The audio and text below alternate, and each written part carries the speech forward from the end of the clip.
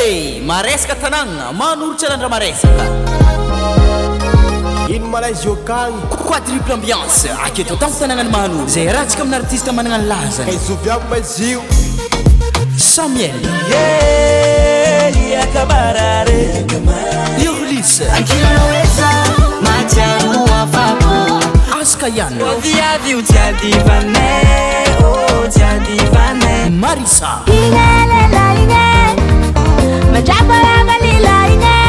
regny lahy zany deviara mazany zio miazoma fa ino amby roapolo volagna may taogno telo amby roapolo sy roarivo sokeze niavaka ndraiky nity zay manomboka amin'ny sivora aligny ke karakory le baba hoavy amin'io iako camarade akagny raha amin'io de akezakeza mazany zio akon black and white zay manomboka amin'ny sivora aligny vity pidiragna amizany natao marade mirahara zakan'olo jiaby re aligna ariary fa matafiditra olo 50 000 francs une personne ke karakaraha zagny ny programme atsika aketo an-tapitanagny manolo azadignany daty miazoma fa ino amby roapolo volagna may taogno telo amby roapolo sy roarivo Yolis Askayan, Samuel, Marisa akon black and white zay manomboka amin'ny sivora aligny ary mbola tsy vitan'igny animation DJ jusqu'à l'aube ke aza mitsentsegny organisateur mazondraha aza mitsentsegny anao mitondra moto ndraiky tomobile sécurité mafatoky infoline 034 19 287 54 araka le nambarako sambasamba ndraiky nity tsary nisy raha karanty quadruple ambiance chitambaturako fauvyaniri